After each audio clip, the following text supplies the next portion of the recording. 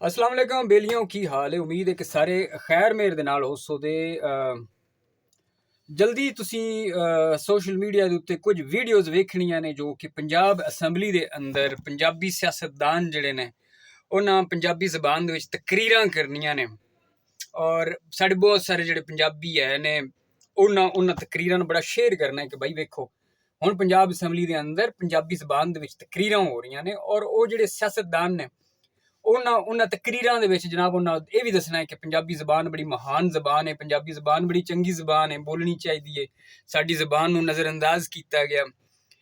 ਉਹਨਾਂ ਲੋਕਾਂ ਕੋਲੋਂ ਇਹ ਕਿਸੇ ਵੀ ਨਹੀਂ ਪੁੱਛਣਾ ਉਹਨਾਂ ਪੰਜਾਬੀ ਸਿਆਸਤਦਾਨਾਂ ਕੋਲੋਂ ਤੇ ਪਹਿਲੇ ਤੁਸੀਂ ਸੁੱਤੇ ਪਏ ਹੋ। ਪਾਕਿਸਤਾਨ ਬਣਿਆ ਹੋਇਆ ਇਸ ਵੇਲੇ 76 ਜਾਂ 77 ਸਾਲ ਗੁਜ਼ਰ ਗਏ ਨੇ। ਇਹਨਾਂ ਸਿਆਸਤਦਾਨਾਂ ਨੂੰ ਪਹਿਲੇ ਕਦੀ ਖਿਆਲ ਨਹੀਂ ਆਇਆ ਕਿ ਪੰਜਾਬੀ ਜ਼ਬਾਨ ਜਿਹੜੀ ਹੈ ਉਸ ਨੂੰ ਸਿਲੇਬਸ ਦਾ ਹਿੱਸਾ ਬਣਾਇਆ ਜਾਵੇ ਜਾਂ ਪੰਜਾਬ ਅਸੈਂਬਲੀ ਦੇ ਅੰਦਰ ਪੰਜਾਬੀ ਦੇ ਵਿੱਚ ਸਪੀਚ ਕਰਨਾ ਜਿਹੜਾ ਹੈ ਉਹ ਪੰਜਾਬੀਆਂ ਦਾ ਹੱਕ ਹੋਣਾ ਚਾਹੀਦਾ ਹੈ, ਜਾਂ ਪੰਜਾਬ ਦੇ ਅੰਦਰ ਪੰਜਾਬੀ ਜ਼ਬਾਨ ਨੂੰ ਪੰਜਾਬ ਦੀ ਨੈਸ਼ਨਲ ਲੈਂਗੁਏਜ ਜਿਹੜਾ ਉਹ ਬਣਾਉਣਾ ਚਾਹੀਦਾ ਹੈ।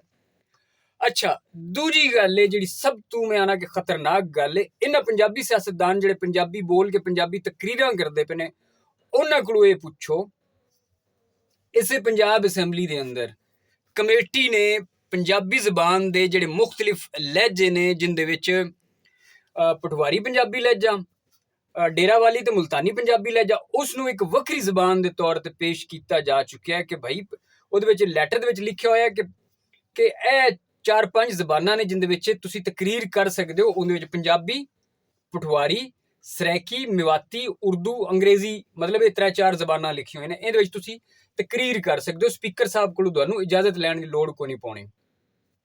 ਗੱਲ ਇਹ ਹੈ ਸਭ ਤੋਂ ਪਹਿਲੇ ਰਿਸਪੌਂਸਿਬਲ ਇਹਦੇ ਉੱਤੇ ਬਣਦੀ ਹੈ ਮੁਸਲਿਮ ਲੀਗ ਨੂਨ, ਕਿਉਂਕਿ ਮੁਸਲਿਮ ਲੀਗ ਨੂਨ ਦੀ ਪੰਜਾਬ ਦੇ ਵਿੱਚ ਮੈਜੋਰਿਟੀ ਹੈ। ਸਭ ਤੋਂ ਜ਼ਿਆਦਾ ਉਹਨਾਂ ਕੋਲ ਉੱਥੇ ਔਰ ਵਜ਼ੀਰ ਆਲਾ ਵੀ ਉਹਨਾਂ ਦੀ ਹੈ। ਕਿਆ ਮੁਸਲਿਮ ਲੀਗ ਨੂਨ ਵਾਲਿਆਂ ਦਾ ਕੰਮ ਨਾ ਇਹ ਬਣਦਾ ਕਿ ਇਸ ਜਿਹੜੀ ਇਹ ਪੇਸ਼ ਕੀਤੀ ਗਈ ਕਰਾਰਦਾਦ ਆਖ ਲਓ ਜਾਂ ਕੋਈ ਲੈਟਰ ਆਖ ਲਓ ਕਮੇਟੀ ਵੱਲੋਂ ਜੋ ਵੀ ਉਸ ਨੂੰ ਐਕਸੈਪਟ ਕਰ ਲਿਆ ਗਿਆ ਔਰ ਪੰਜਾਬੀ ਜ਼ਬਾਨ ਦੇ ਲਹਿਜਿਆਂ ਨੂੰ ਵੱਖਰੀਆਂ ਜ਼ਬਾਨਾਂ ਮੰਨ ਲਿਆ ਗਿਆ। ਪੰਜਾਬ ਦੀ ਮਤਲਬ ਜਿਹੜੀ ਲਸਾਨੀ ਵੰਡ ਹੈ ਉਹਨੂੰ ਐਕਸੈਪਟ ਕਰ ਲਿਆ ਗਿਆ। ਉਸ ਤੋਂ ਪਿੱਛੇ ਮੁੜ ਜੁਗਰਾਫਿਆਈ ਵੰਡ ਰਹਿ ਜਾਂਦੀ ਹੈ, ਉਹ ਵੀ ਜਲਦੀ ਉਹ ਕਬੂਲ ਕਰ ਲਈ ਸਨ ਦੇ ਕਿ ਪੰਜਾਬ ਨੂੰ ਠੀਕ ਹੈ ਛੋਟੇ ਸੂਬਿਆਂ ਦੇ ਵਿੱਚ ਵੰਡ ਛੱਡੋ। ਸਭ ਤੋਂ ਪਹਿਲੀ ਰਿਸਪੌਂਸਿਬਲ ਮੁਸਲਿਮ ਲੀਗ ਨੂਨ ਹੈ। ਉਸ ਤੋਂ ਪਿੱਛੇ ਮੁੜ ਦੂਜੇ ਪੰਜਾਬੀ ਜਿਹੜੇ ਵੀ ਸਿਆਸਤਦਾਨ ਨੇ ਮੁਖਤਲਿਫ ਜਮਾਤਾਂ ਦੇ ਵਿੱਚ, ਭਾਵੇਂ ਜਿਹੜੀ ਵੀ ਜਮਾਤ ਦੇ ਵਿੱਚ ਨੇ, ਭਾਵੇਂ ਉਹ ਤਹਿਰੀਕ ਇਨਸਾਫ ਦੇ ਸਿਆਸਤਦਾਨ ਨੇ, ਭਾਵੇਂ ਉਹ ਪੀਪਲਸ ਪਾਰਟੀ ਦੇ ਸਿਆਸਤਦਾਨ ਨੇ ਜਾਂ ਜਮਾਤ ਇਸਲਾਮੀ ਦੇ ਸਿਆਸਤਦਾਨ ਨੇ, ਇਹ ਸਾਰੇ ਰਿਸਪੌਂਸਿਬਲ ਨੇ। ਇਹਨਾਂ ਸਾਰਿਆਂ ਪੰਜਾਬੀਆਂ ਦੇ ਹੁੰਦਿਆਂ ਪੰਜਾਬੀ ਜ਼ਬਾਨ ਦੇ ਨਾਲ ਇਹ ਵਾਰਦਾਤ ਕੀਤੀ ਗਈ। ਪੰਜਾਬੀ ਜ਼ਬਾਨ ਦੇ ਜਿਹੜੇ ਡਾਇਲੈਕਟ ਨੇ, ਜਿਹੜੇ ਲਹਿਜੇ ਨੇ, ਉਹਨਾਂ ਨੂੰ ਵੱਖਰੀਆਂ ਜ਼ਬਾਨਾਂ ਦੇ ਤੌਰ ਤੇ ਪੰਜਾਬ ਅਸੈਂਬਲੀ ਦੇ ਅੰਦਰ ਬਣਾ ਕੇ ਪੇਸ਼ ਕਰ ਦਿੱਤਾ ਗਿਆ ਹੈ। ਇਹਨਾਂ ਲੋਕਾਂ ਕੋਲੋਂ ਇਹ ਲਾਜ਼ਮੀ ਪੁੱਛੋ ਕਿ ਇਹ ਮੁਨਾਫਕਤ ਨਹੀਂ ਤੇ ਹੋਰ ਕੀ ਹੈ।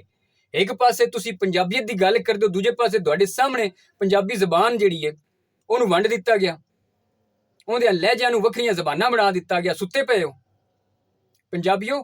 ਇਹਨਾਂ ਦੀਆਂ ਜਾਲ ਸਾਜ਼ੀਆਂ ਦੇ ਉੱਤੇ, ਇਹਨਾਂ ਦੀਆਂ 2 ਨੰਬਰੀਆਂ, ਇਹਨਾਂ ਦੀਆਂ ਮਕਾਰੀਆਂ ਦੇ ਉੱਤੇ ਨਾ ਜਾਣਾ।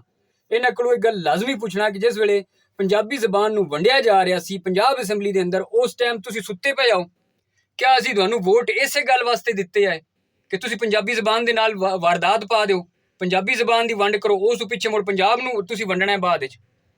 ਇਹ ਲਾਜ਼ਮੀ ਪੁੱਛਣਾ। ਔਰ ਇਹ ਇਸ ਵਜ੍ਹਾ ਤੋਂ ਵੀ ਜ਼ਰੂਰੀ ਹੈ ਪੁੱਛਣਾ ਕਿ ਇਹ ਜਿਹੜੀ ਵਾਰਦਾਤ ਪਈ ਹੈ ਇਹ ਪੰਜਾਬੀਆਂ ਦੀ ਆਉਣ ਵਾਲੀਆਂ ਨਸਲਾਂ ਵੀ ਇਸ ਚੀਜ਼ ਨੂੰ ਭੁਗਤਣਾ ਹੈ, ਕਿਉਂਕਿ ਇਹਦੇ ਨਾਲ ਪੰਜਾਬੀਆਂ 'ਚ ਆਪਸ ਵਿੱਚ ਬੁਗਜ਼, ਨਫ਼ਰਤ ਔਰ ਦੂਰੀਆਂ ਜਿਹੜੀਆਂ ਨੇ ਉਹ ਵੱਧ ਜਾਣੀਆਂ ਨੇ।